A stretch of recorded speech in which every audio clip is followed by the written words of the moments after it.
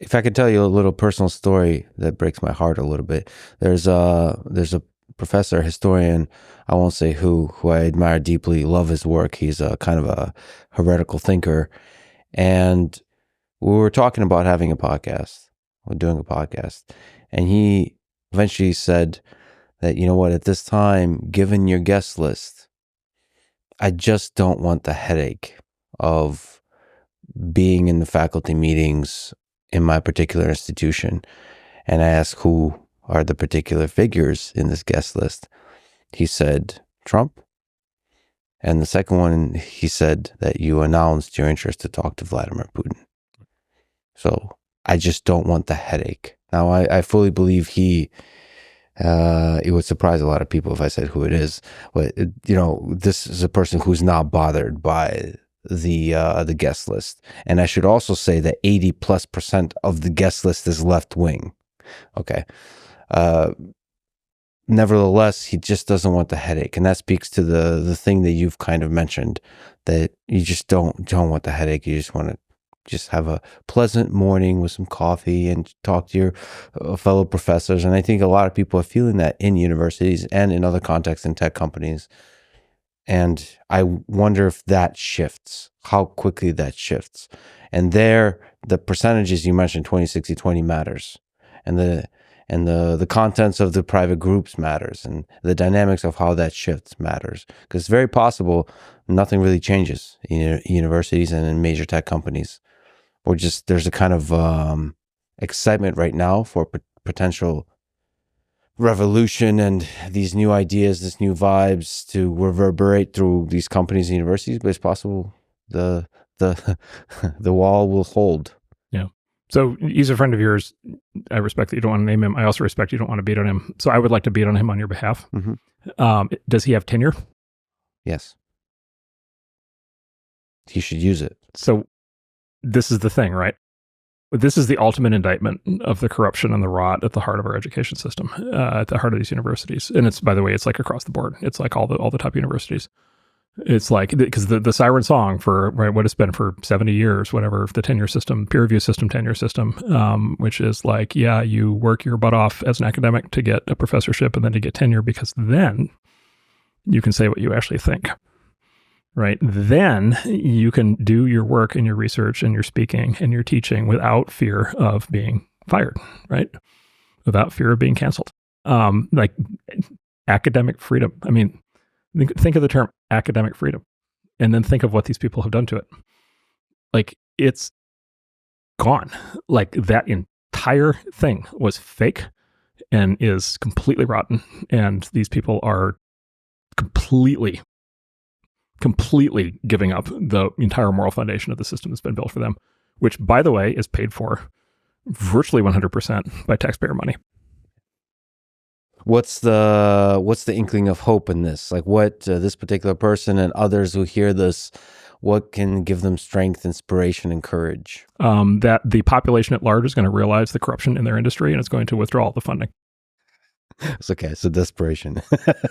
No. Yeah. Think about what happens next. Okay, so let's go through it. So the universities are funded by four primary sources of federal funding. The big one is the federal student loan program, which is, in the many trillions of dollars at this point, and only spiraling, way faster than inflation.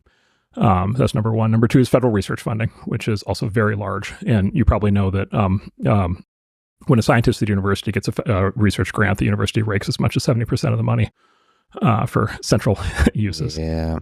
Number three is tax exemption at the operating level, which is based on the idea that these are nonprofit institutions as opposed to, let's say, political institutions. And then number four is tax exemptions at the endowment level, which is the financial buffer that these places have. Anybody who's been close to a university budget will basically see that what would happen if you withdrew those sources of federal taxpayer money, and then for the state schools, the state money, they'll instantly go bankrupt. And then you could rebuild.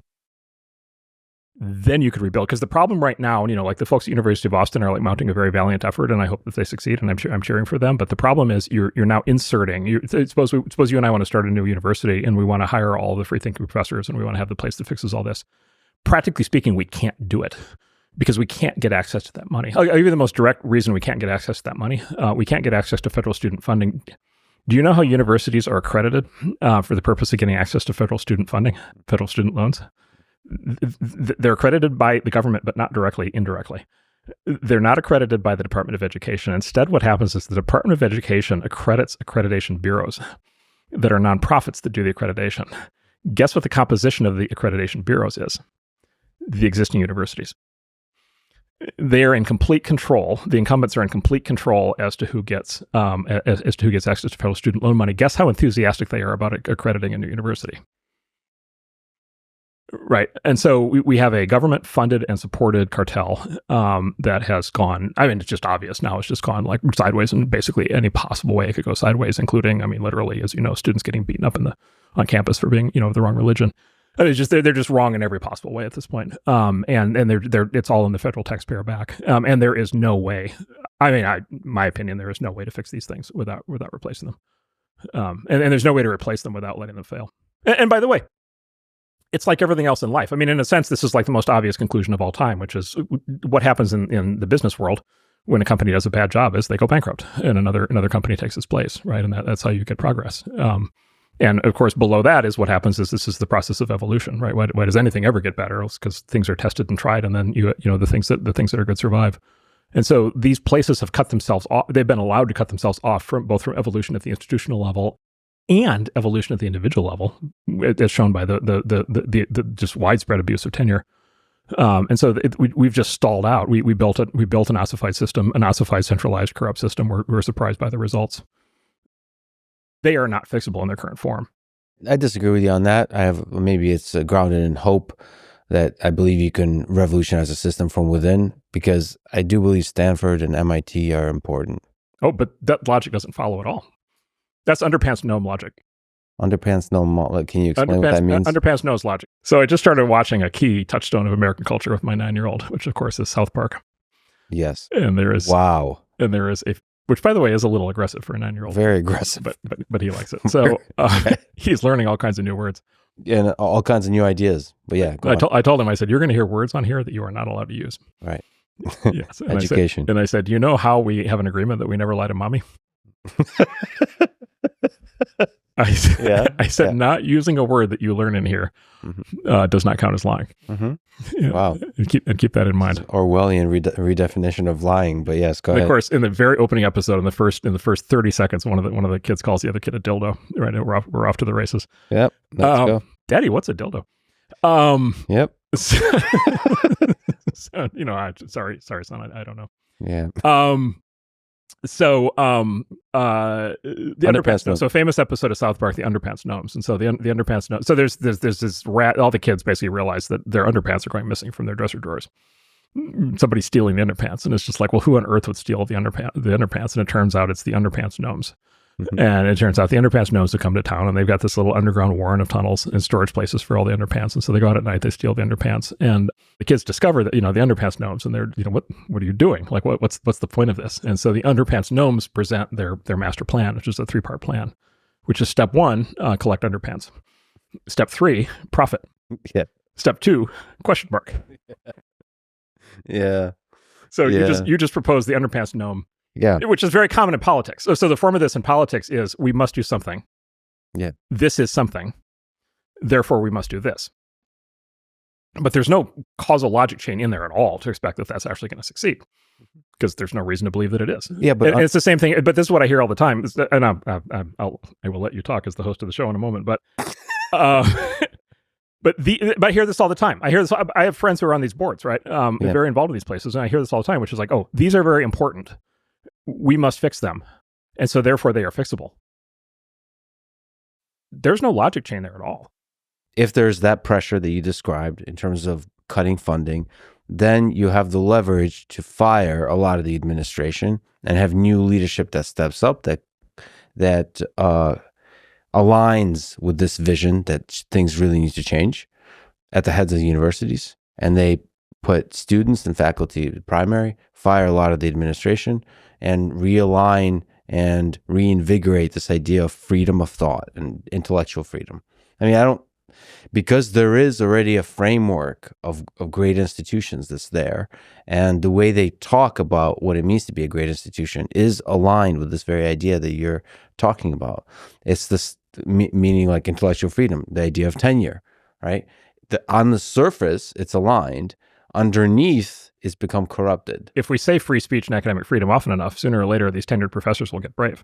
Wait, do you think the universities are fundamentally broken? Okay, so how do you fix it? How do you have institutions for educating 20-year-olds and institutions that host researchers that have the freedom to do epic shit, like research type shit that's outside the scopes of R&D departments and inside companies? So how do you create an institution like that? How do you create a good restaurant when the one down the street sucks? All right, you invent something new. You open a new restaurant. Yeah. Like, how often in your life have you experienced a restaurant that's just absolutely horrible and it's poisoning all of its customers and the food tastes terrible, and then 3 years later you go back and it's fantastic? Charlie Munger actually had the best comment on this. Great investor Charlie Munger had the great comment. He was once asked, he's like, General Electric was going through all these challenges, and he was asked at a Q&A, he said, how would you fix the culture at General Electric? And he said, fix the culture at General Electric? He said, I couldn't even fix the culture at a restaurant. Like, it's insane. Like, obviously you can't do it. I mean, nobody in business thinks you can do that. Like, it's impossible. Like, it's not. Now look, having said all that, I should also express this because I have a lot of friends who work at these places and are involved in various attempts to fix these. I hope that I'm wrong. I would love to be wrong. I would love for the underpants gnome step 2 to be something clear and straightforward that they can figure out how to do. I would love to fix it. I'd love to see them come back to their spoken principles. I think that'd be great. I'd love to see the professors with tenure get bravery.